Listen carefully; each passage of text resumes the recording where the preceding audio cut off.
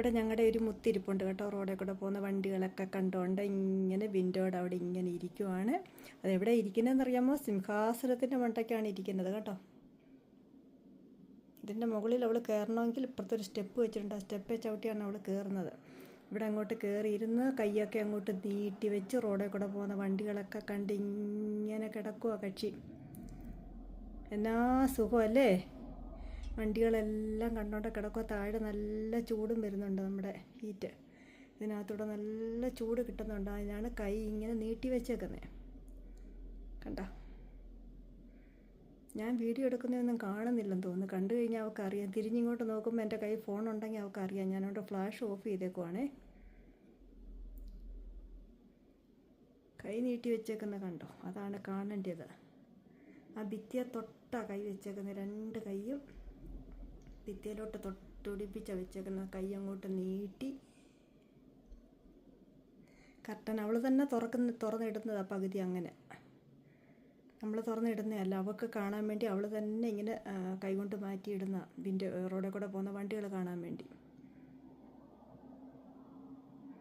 ഇങ്ങനെ നോക്കി ഇങ്ങനെ കിടക്കും. ഇതാണ് ഞങ്ങളുടെ അമ്മണി. മുത്തേ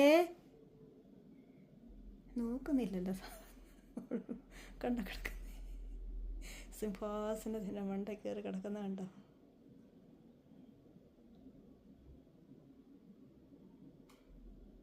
അമ്മിണിക്കുട്ടിയേ, മക്കള് ചൂട് കൊള്ളുവാനോടാ? മോനെ ഓക്കെ. എന്താ സുഖമല്ലേ ഇതുപോലെ വണ്ടികളൊക്കെ കണ്ടുകൊണ്ട് ഇങ്ങനെ കിടക്കാൻ? എന്നാ സുഖം ഇവർക്കൊക്കെ. മോൻ ഇങ്ങോട്ട് നോക്കിക്കേ.